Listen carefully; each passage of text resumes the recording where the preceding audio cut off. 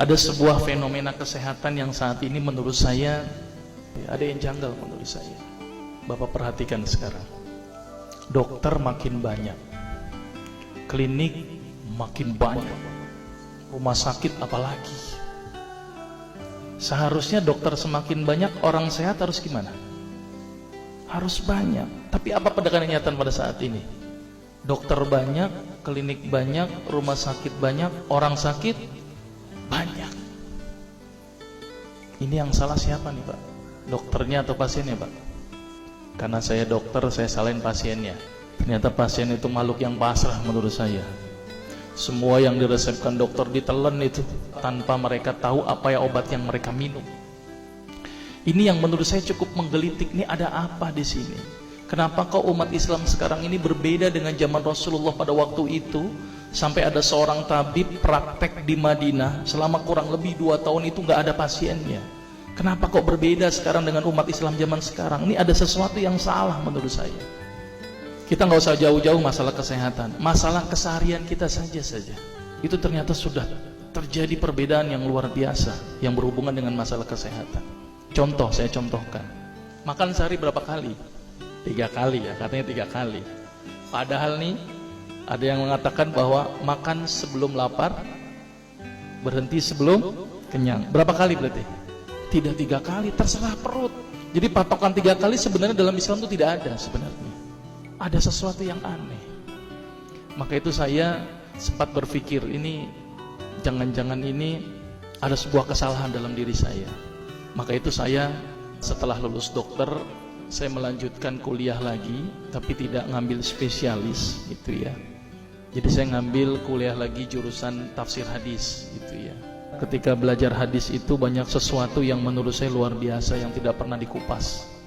Ya, ilmu kesehatan yang luar biasa tetapi tidak pernah dikupas. Nah, di situ saya bertemu dengan seorang ustadz. Kemudian ustadz itu bilang begini. Ini latar belakang saya kenapa saya belajar pengobatan Nabi. Ustadz itu bertanya kepada saya begini, "Dok, antum yakin gak sih dok kalau antum masuk surga?" Saya jawabnya pada waktu itu apa? "Yakin Ustadz, saya masuk surga karena Allah menurut prasangka hambanya." Tapi Ustadz itu bilangnya lain. "Kayaknya antum masuk neraka deh." Waduh.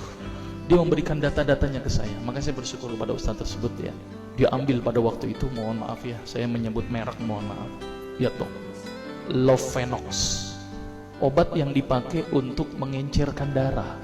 Biasanya diberikan pada penderita penyakit jantung, stroke dan gangguan bekuan darah. Di situ tertuliskan kata apa? Porsin origin. Ada yang tahu porsin? Porsin itu isinya Pak, babi Pak. Saya bilang, waduh, berarti dok kalau antum resepin porsin satu pasien, antum telan itu obatnya, kira-kira ibadah orang tersebut diterima gak sama Allah? Siapa yang dipersalahkan nanti? Diambil obat yang kedua, Actrapid. Apa itu? Insulin. Tulisannya apa? Human insulin. Jadi diambil dari manusia yang telah meninggal, diambil pankreasnya, insulinnya, yang menderita penyakit kanker pankreas, dibuatlah obat.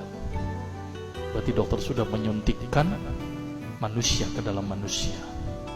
Diambil obat namanya analsik. Apa itu analsik? Obat untuk pusing. Ini di kalangan dokter sering resepin ini.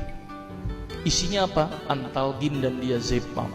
Makanya kalau orang minum obat ini pasti ketagihan, saya yakin. Karena kenapa? Karena mengandung diazepam. Diazepam itu apa? Narkoba. Maka itu cara nyari uang paling gampang, kasih aja resepin analsik, pasti balik lagi dia. Karena kenapa? Narkobanya bikin kecanduan. Diazepam, fatwa ulama bagaimana? Haram. Diambil lagi obat batuk, kodein. Maka itu kita minum obat batuk langsung hilang batuknya karena kodein. Kodein ini ternyata derivat dari narkoba. Berarti dokter sudah ngeresepin narkoba. Diambil semua obat sirup di depan saya. Lihat dok, ada nggak yang tidak mengandung alkohol? Semuanya mengandung alkohol. Sampai saya pikir, Masya Allah, berapa ribu pasien yang telah saya resepkan obat-obatan haram tersebut. Ini yang menjadi kegelisahan saya Pak. Terus kemudian saya melihat ada sesuatu yang salah. Kenapa? Karena agama Islam tidak dipelajari secara benar. Banyak umat Islam saat ini belajar akidah, belajar akhlak, belajar fikih. Tapi lihat, pernahkah umat Islam di sini belajar masalah kesehatan Islam? Sedikit sekali. Kajian-kajian tentang kedokteran Islam hampir tidak ada. Makanya tidak heran sekarang umat Islam yang notabene hebat menurut saya katanya, tapi ternyata banyak yang sakit karena dilupakan aspek ini.